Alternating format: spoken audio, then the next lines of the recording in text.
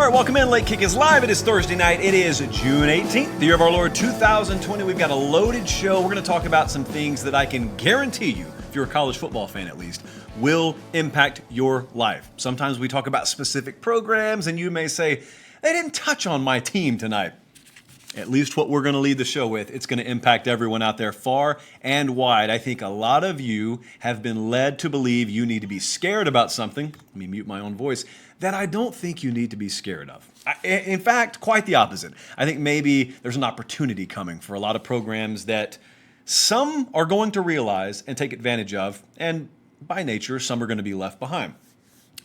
I'm going to talk about what is very advantageous for one program and inexplicable for three other programs in the world of recruiting right now and how it impacts the future. And we're going to continue our Most Important in 2020 series. And we're talking about a quarterback that I think is on the forefront of everyone's mind and the forefront of most every preview magazine that I've seen going up and down the grocery aisles, that being Kyle Trask at the University of Florida. So we've got a lot to get to. I've got a Q&A or two to get to as well. A reminder, if you haven't already, and a lot of you already have, check out the Late Kick Extra podcast. We do every show we do, we put it out there in podcast form. Some of you are listening on podcast right now, but we also do an extra show that doesn't appear on the 24/7 Sports YouTube channel each week. It airs Wednesday. That's when we release it. And it's just a bunch of your questions, my answers. It is a mailbag. It is, as is often the case, the best of shows, 100% driven by you.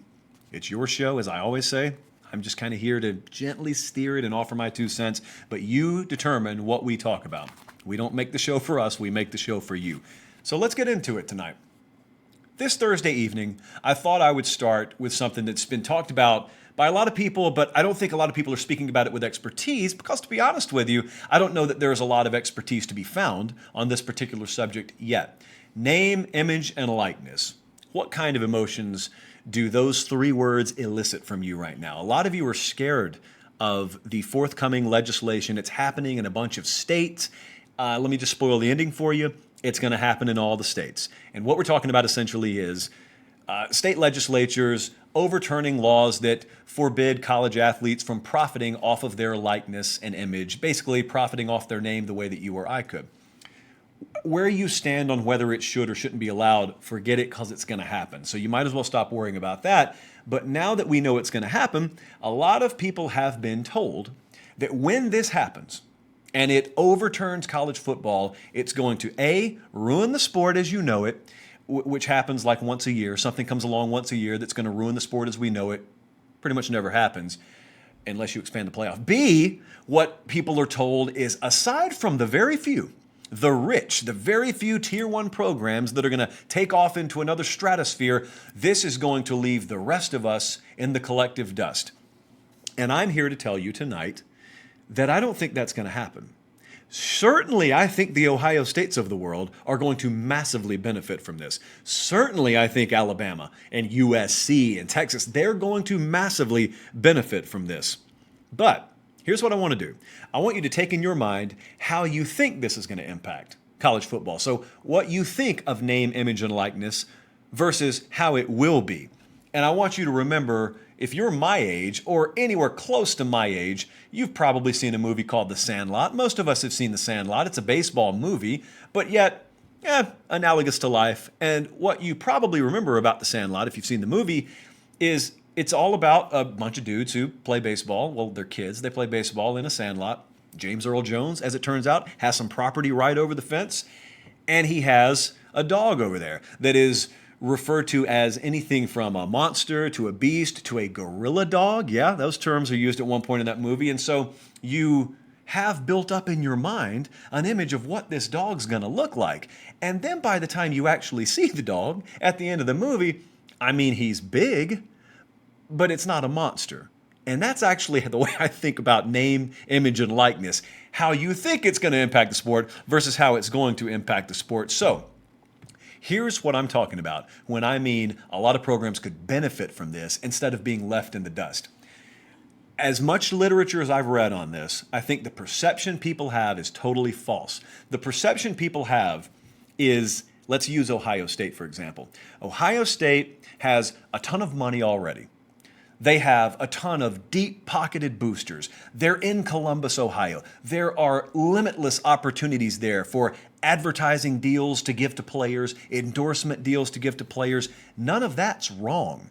But what you've falsely been led to believe is that this is all about how much booster money you have, how much football revenue money you have, and how many car dealers and whatnot are boosters for your programs, and how many folks you have in your camp that can hook players up. That's not where it's going to come from, guys. That is where, partially, it's going to come from. That's not where you need to focus your attention. There is a big, fat A word that you need to focus your attention on, not the one you're thinking about. Advertisements. That's where I want you to focus your attention tonight. And I want you to take yourself to 3:45 p.m. Eastern Standard Time, typical Saturday in the fall. You're watching the SEC Game of the Week. 8:15 Eastern Time that night, you're watching the ABC Primetime Game of the Week. And they go to commercial.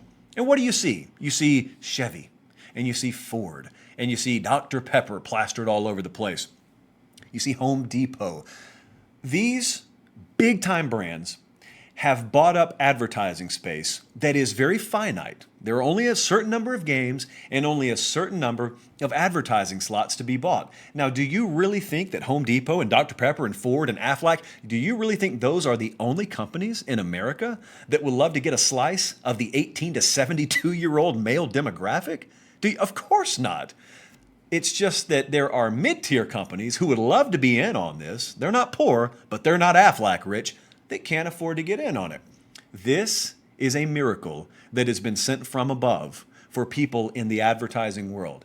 And I'm going to tell you right now how it's going to affect you at Kansas State or Purdue or Arizona State, just as much maybe as it's going to impact folks at Alabama or Clemson or Ohio State. Think about it. I pulled up the Fortune 1000 today from 2019, and I didn't look at the top 10. I was looking at, and I have not struck a deal with any of these companies, by the way, don't think otherwise, but I'm looking at people like Pet Boys or Rent-A-Center or Muscle Milk, Men's Warehouse. These are not companies currently that can afford to sit at the same table as Ford, Dr. Pepper, the big boys in advertising. And it used to be that there were a finite amount of advertising spots you could buy. Well, now all of a sudden, whereas you're worried about what this is going to do to college football, let me tell you what they're looking at. What they're looking at is all of a sudden every player is a walking billboard. That's not necessarily to say we can put their logo on a jersey on Saturday. It's going to be the Arkansas jersey that you wear on the field, but you could be a brand ambassador. Your social media accounts as a player can be leveraged now. You could be leveraged to do your own independent interviews during the week, and you are representing a brand all the while. So let me tell you what I'm doing right now. You see the Arizona State helmet Colin just showed you there, for example. Let me tell you what I'm doing. If I run one of these companies that doesn't necessarily print money like the big beer distributors or the big auto industry companies, but I'm a pretty sizable company and I would love to get my hooks into college football. Here's what I'd do. I would go to Arizona State. I'd go to Purdue. I'd go to Arkansas. Conference TV deals matter a lot here, and I'm going to tell you why in a second. And I would say, we don't know anything about high school football. We don't know anything about recruiting. That's your wheelhouse. But here's what we do know. You're going to have a lot of kids that you're eventually going to go sign, and now you're allowed to do a lot of things on the recruiting trail that you used to not be able to do. So I'm a Pet Boys representative. I'm a Muscle Milk representative. I'm not going to go and try and find high school kids around the country. It makes me feel like I need to take a shower just mentioning that. I'm going to go to Arizona State, and I'm going to say, hey, Herm Edwards. I'm going to go to Sam Pittman at Arkansas, and I'm going to say, hey, guys, from what we could tell, you play on national TV 10 plus times out of the year too. Some of you play all 12 games on national TV. Alabama's already got more than they can say grace over. Ohio State's got more than they can say grace over. But you guys have massive brand potential and exposure too. What we're going to do is we're going to kick you about $700,000 this year. You can call it a recruiting endowment fund if you want to. And we're going to guarantee any player of a certain caliber, let's say 4-star or greater, any player you sign, you might as well walk into their living room, because we're going to give you full permission to, and tell that kid, not only are you going to get a scholarship to Arkansas, but we're also guaranteeing you a $25,000 a year downside guarantee on a Muscle Milk endorsement deal, a partnership, an advertising deal. And that's just if one company comes to you. There are limitless amounts of companies who want a piece of this action. and there are only 25 kids a year that Alabama can sign, and Clemson can sign, and Ohio State can sign. So here's what's going to happen. A few programs are going to figure this out. And they're going to figure out that whereas the current state of college football would never let Arkansas compete against Alabama or LSU. If Alabama and LSU are operating at maximum efficiency, Arkansas's got no shot. Well, all of a sudden, what happens if Arkansas is able to leverage the new rules in name, image, and likeness? And I'm using Arkansas as an example. Please don't think I'm married to the University of Arkansas here.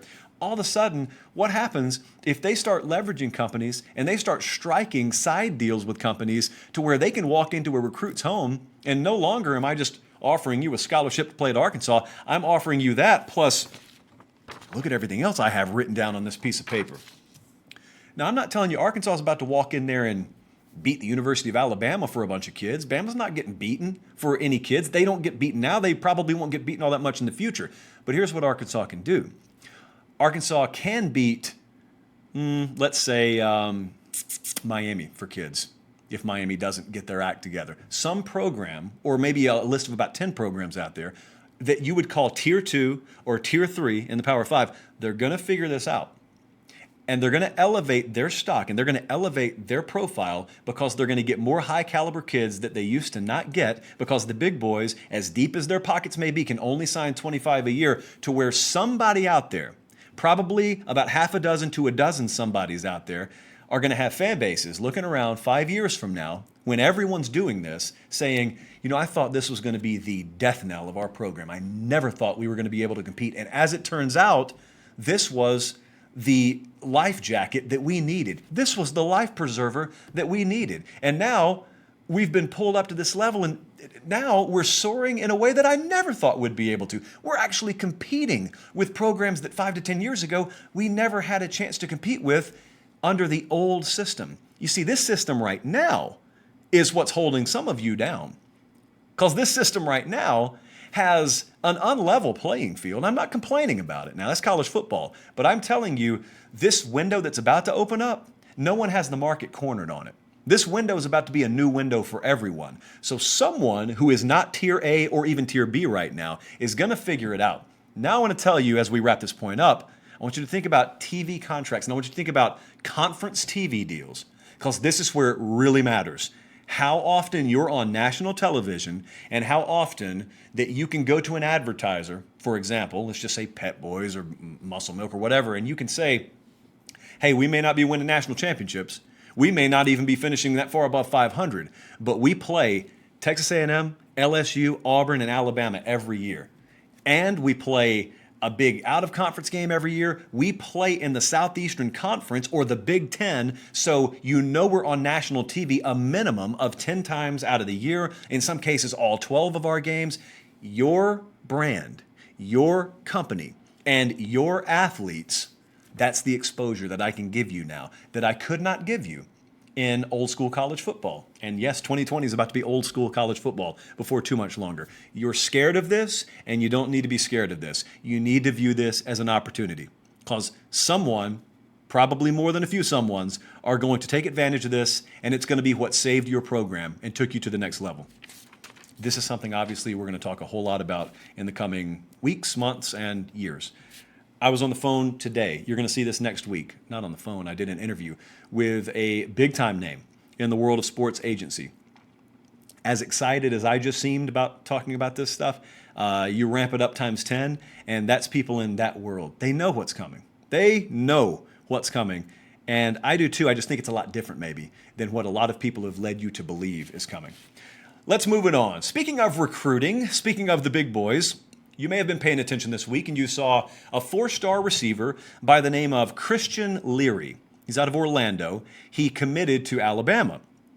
To give you an idea, a lot of people think this may be one of the fastest, if not the fastest, athletes in the 2020 cycle. Oh, look, Colin circled him with a ring of fire. That's classy, Colin, especially when I read you what I'm about to read you. Henry Ruggs was one of the fastest players I've ever seen in person. I remember being at a game where his program, I think he went to Carver or Lee Montgomery, they played Central of Phoenix City. And I'm standing on the field when a couple of 10th graders are playing against each other. And it's these receivers. They're just stud receivers.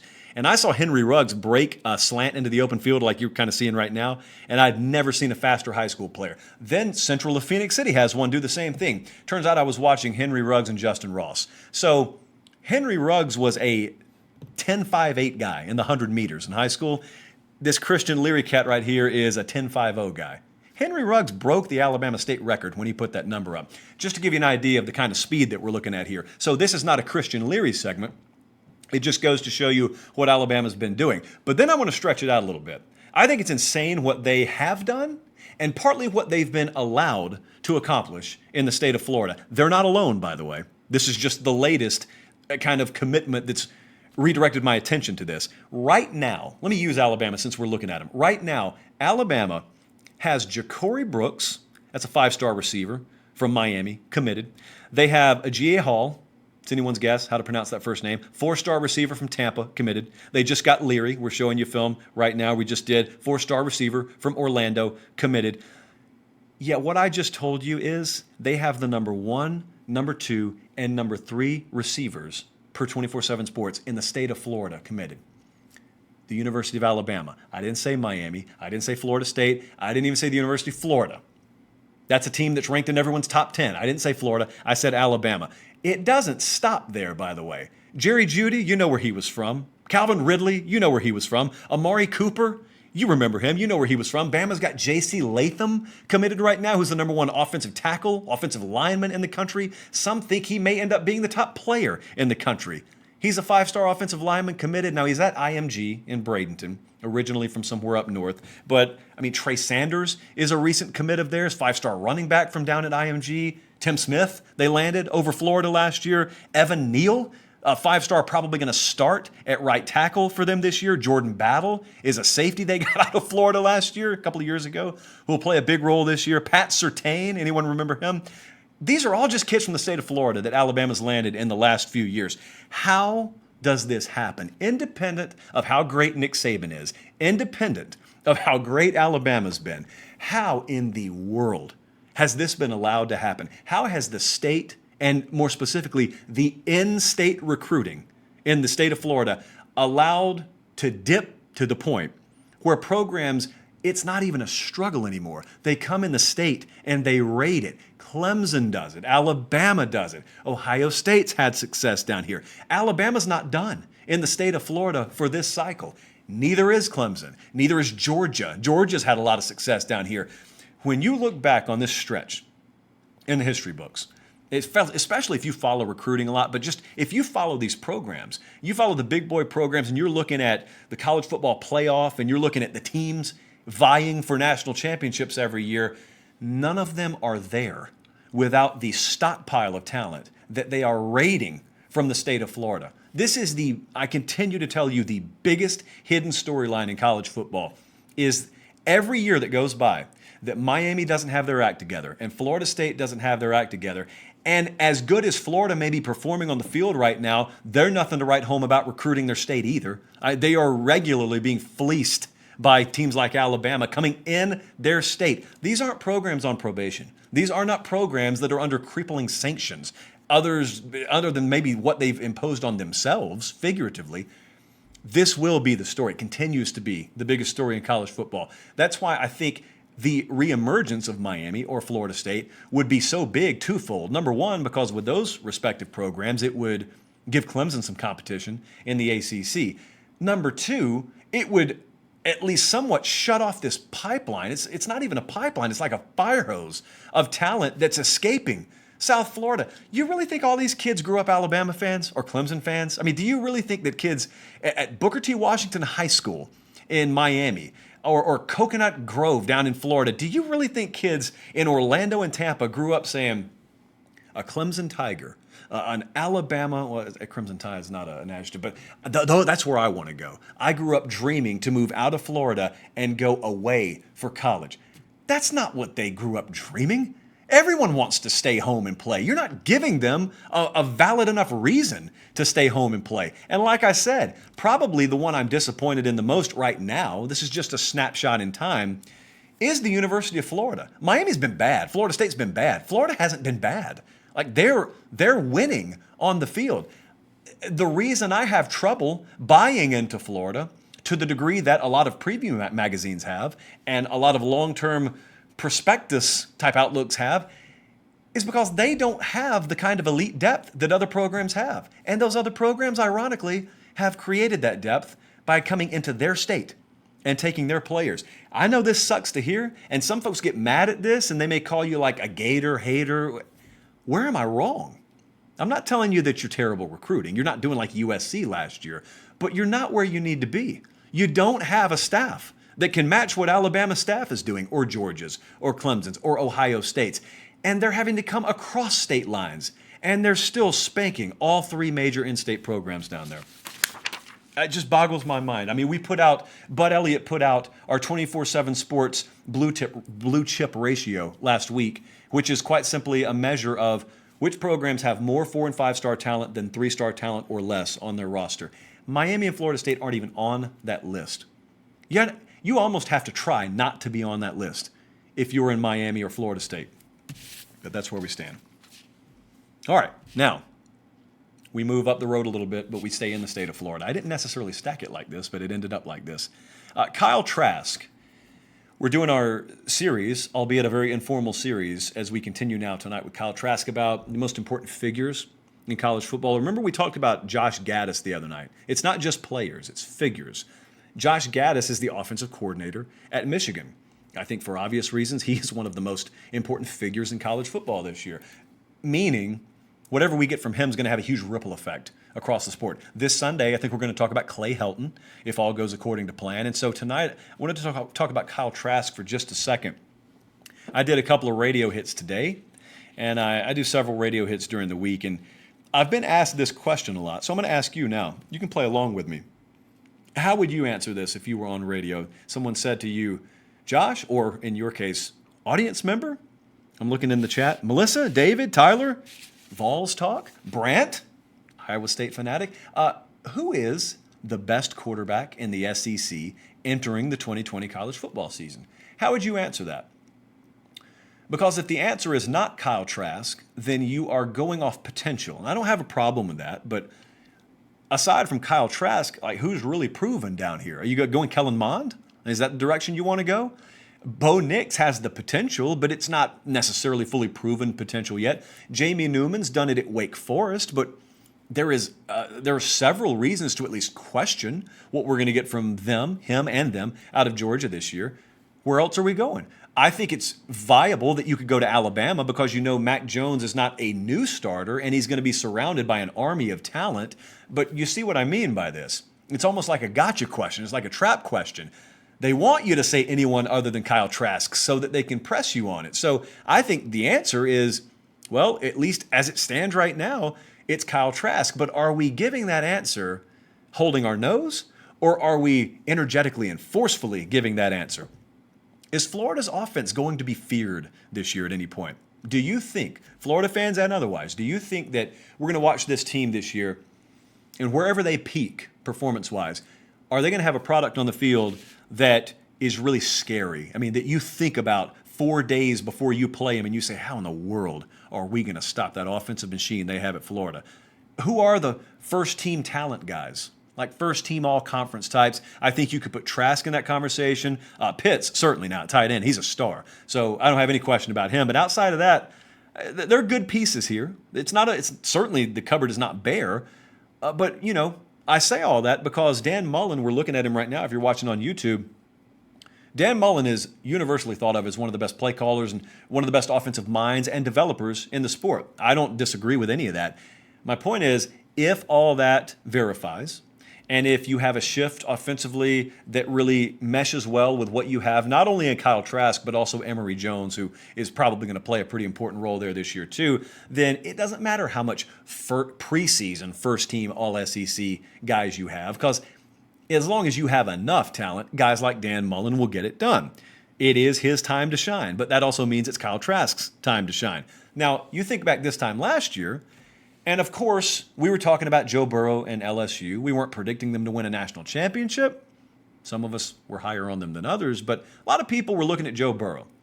And people close to LSU had all the confidence in the world. I, in turn, had a lot of confidence. I have people close to LSU who were annually pessimistic about any rumors of offensive improvement, and all of a sudden, the annual pessimistic crowd, I mean, they were bathing in the purple and gold Kool-Aid, and I said, these people don't normally blow smoke. They must know something, and as it turns out, they did.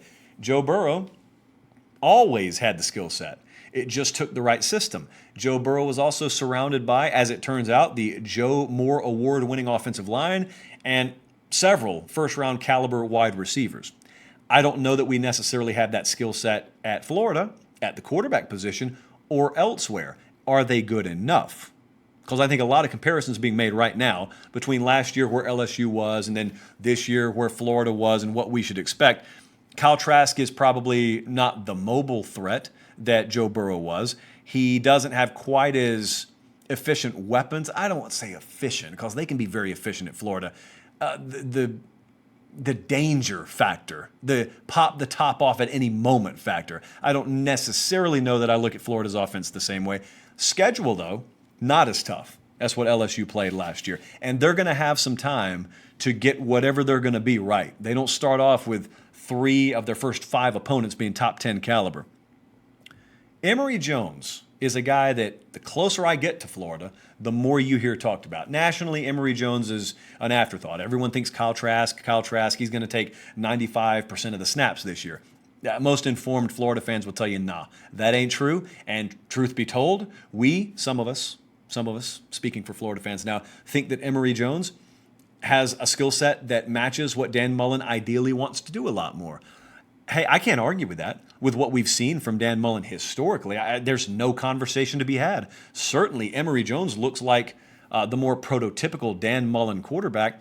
Now, you've got another contingent of Gator fans who would say, okay, but so was Felipe Franks on the surface, and he goes down last year, and we just had a random pivot to where not only did we put a different guy in, that guy being Kyle Trask, I mean, it seems like on the fly just changed our offense. We went like air raid principles, and it looked good with an offseason and one of the best offensive minds in college football. Like, may we see an offensive product this year that we look at and go, long term, maybe this gives us a better chance to eventually win the SEC or a national championship here than whatever, quote unquote, Dan Mullen's offense is.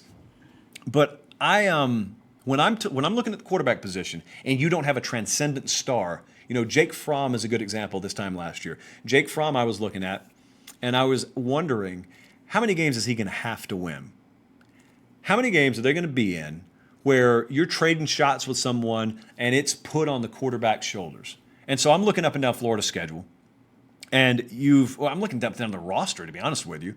And if it went wrong this year, it would go wrong because, like maybe Dameon Pierce never really solidifies himself as a tier 1 SEC running back, and they can't lean on the running back position. Maybe the pass rush is not there defensively, and therefore you're asked to win more games. You shoulder a lot more of the load as the quarterback at Florida. But, Kentucky in week 2, is that a game Kyle Trask is going to have to win? At Tennessee in week 4, South Carolina at home week 5. You're going to have LSU come in there in week 6. That looks to be the first game where, if you want to call it losable, I'll call it losable. Several of these games are losable. Far crazier things have happened, but that LSU game is the one where they stand the biggest chance of maybe being a point spread underdog by the time the game happens. I know what things say right now. And then Georgia, week 9 in Jacksonville. Like, which game's there? Could it be a game that pops up that no one could have seen coming? But Kyle Trask, as much maybe guarded optimism as I have about him, if they start the season and that offense is on fire, and Florida has found their pass rush, Todd Grantham has worked a miracle down there. It's not like it's out of the realm of possibility to look at them and say, I thought Florida was going to be good.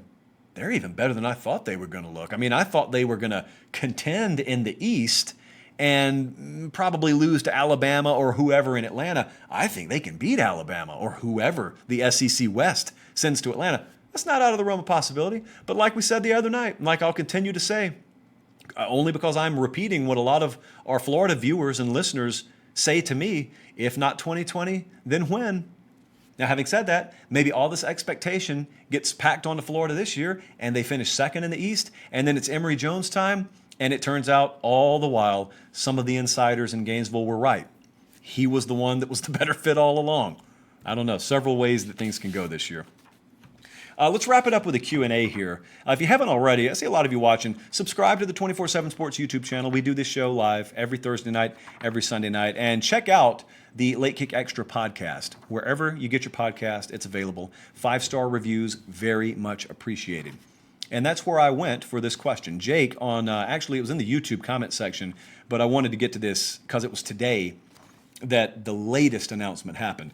Jake asked, what's the deal with all these big home-and-home announcements? Now, today, if you missed it, don't worry, you got time to get caught up. Alabama and Ohio State announced that they are going to play a home-and-home series in 2027 and 2028. I think it's at Columbus, then at Tuscaloosa. And so I took those two teams. You could take several of these teams because several teams are loading up. Ohio State, over the next 10 or so years, they've got home-and-homes with Oregon. They're in the middle of that one this season. Notre Dame, Washington, Texas, Bama, and Georgia. Alabama, over the next 10 or so years, is going to play home-and-home matchups with Texas, Wisconsin, Florida State, West Virginia, Ohio State, and Notre Dame. As I said, these are not the only programs doing this. Everyone's loading up their future out-of-conference schedule. Why the change? Well, it's not necessarily an answer I want to give you, but it is my duty to give it to you. Now, I love all the games. I wish people would do this regardless. But here's what's pretty obviously in play here. It's pretty obvious that people who really make the decisions in the world of schedule making, they understand college football playoff expansion is coming. And the world in which we expand to 8 teams, I guess that's what model you're going to force me to go with. In that world, here's what it looks like. All of a sudden, the Alabamas of the world, the Ohio States of the world, they don't have to win every game. What they're looking at is they're looking at a system where you've got the Power 5 conference champions who are in, and you could play as many out-of-conference marquee opponents as you want to, lose those games, and you could still win the conference championship. As long as you do that, you're in, guaranteed spot. But also, what you're looking at is you're looking at a situation where, well, maybe you fall short, Maybe if any given year, Penn State just narrowly edges you out if you're Ohio State. Well, where do you want to be? Do you want to be sitting there at the end of the year with trash opponents, UNLV and the like, out of conference? Or do you want to be sitting there with your resume saying, hey, we barely missed out, but looks like we got a couple of at-large spots here in the playoff field, and we played Ohio State you are Ohio State. We played Alabama this year. Like, we challenged ourselves. That's where you want to be. And a lot of these programs understand the value of strength of schedule in the year 2028 is going to matter even more than it does currently in the year 2020. Now, for various reasons I've told you, I do not support playoff expansion. But one of the upsides, it's not 100% positive and 0%. It's pros and cons either way. One of the pros is this is what it took to finally kick people in the backside and get them to schedule marquee home-and-homes, which we always should have seen because everyone was terrified of being penalized for losing a college football game. Because that's the mentality you have right now. We either got to go undefeated or one loss at most, got to win the conference in all likelihood. Well, that shouldn't be the way you think. So now, expanding the playoff, I guess, is what it took. But finally, people are maybe willing to go on the road a little bit more and give the ticket payer a little bit more for their buck. So that's where we stand on that one. We've got a lot more questions to get to that we'll do on the next Late Kick Extra podcast. We'll be back here Sunday night. I can tell you right now, we got a loaded show for you Sunday night. We've looked ahead. Several of you have brought some very intriguing topics to the forefront that I think are relevant enough to put on this show instead of just answering really quick in the Late Kick Extra podcast format. So we appreciate you watching tonight. Again, if you haven't already subscribed to the channel, we got so much stuff coming your way. I mean, we already do. And every day we're pumping out more stuff and we're working on developing more stuff for you. So it's only going to grow bigger and better. We appreciate you being here with us. I'm Josh Pate for Director Colin, for Aaron, for Tani. Have a great weekend. We'll see you right back here Sunday night. God bless.